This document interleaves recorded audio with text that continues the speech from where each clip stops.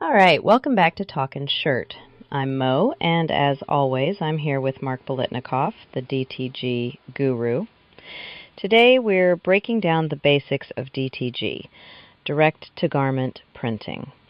Mark, can you break down the fundamentals of DTG? Yeah, so DTG is basically digital printing for t-shirts. Instead of making screens or burning stencils like in traditional screen printing, you're using a specialized inkjet printer to print the design right onto the fabric. It's like printing a photo, but on a shirt. No screens, no mess, well, less mess anyway. And that's a game changer, right?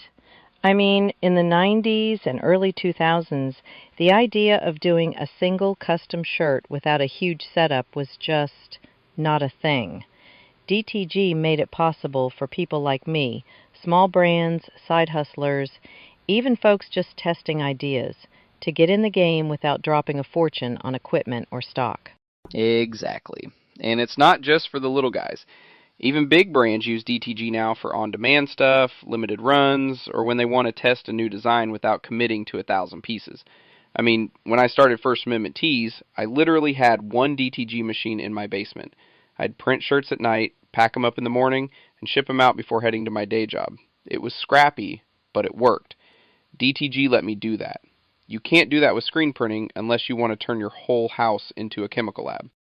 Yeah, and let's be real, nobody wants plastisol ink in their kitchen or bathtub. True story, I have seen it. But seriously, DTG's made custom apparel way more accessible, and it's not just about the tech, it's about the community too. There are platforms now where you can upload a design and have it printed and shipped, no minimums, no hassle. That's huge for creators and small businesses. So let's talk about how DTG actually works. You've got your design, right? You prep it on your computer, usually in a high-res format. Then you pre-treat the shirt.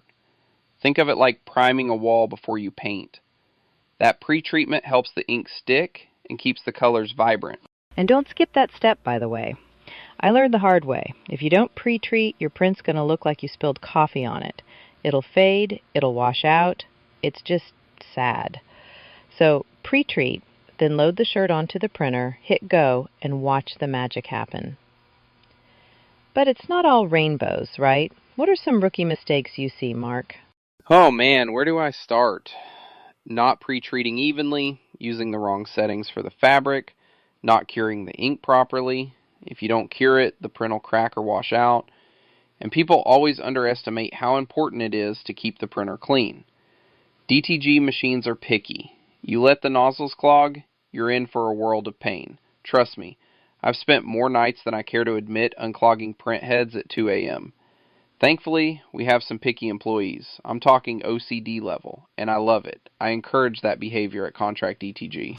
Yeah, and don't forget about heat, cold, and lack of humidity in the air. I swear, these machines are like houseplants.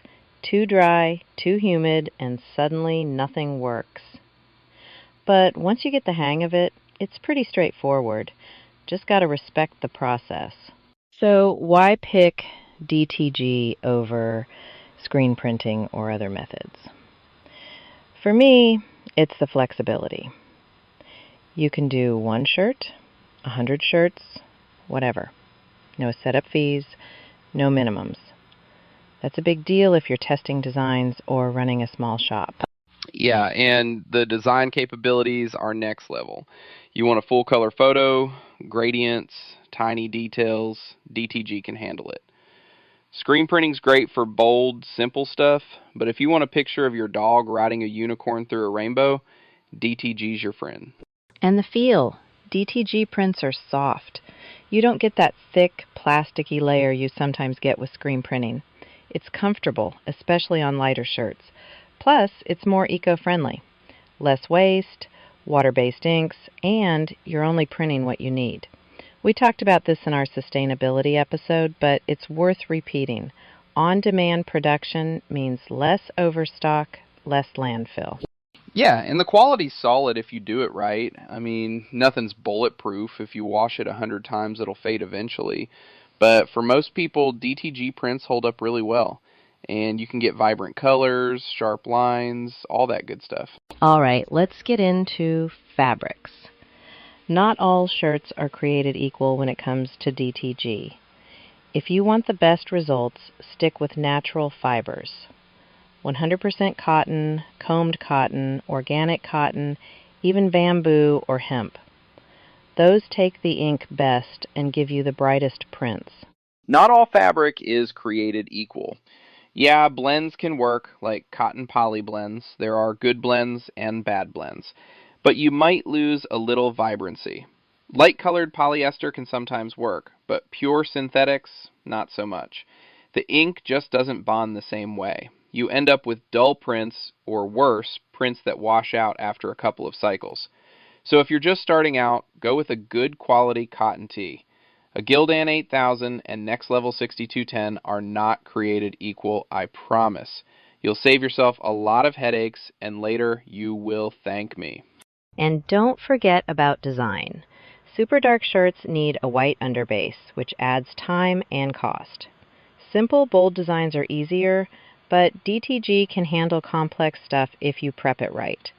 Just make sure your files are high-res and your colors are set up for the right fabric. Otherwise, you'll be disappointed. All right, that's a wrap for today. We covered what DTG is, how it works, why it's changing the game, and what to watch out for when you're getting started. If you're thinking about launching your own line or just want to try a custom shirt, check out contract-dtg.com. We do DTG, DTF, screen printing, laser engraving, you name it. No minimums, fast turnaround, all that good stuff. Yeah, hit us up for a quote or just to ask questions. We're always happy to help folks get started, whether you're a total newbie or you've been around the block. Thanks for tuning in, and we'll catch you next time on Talkin Shirt. See you, Mark. And thanks to everyone listening. Don't forget to subscribe, hit the like button, and comment. We'll be back with more real talk soon. Bye.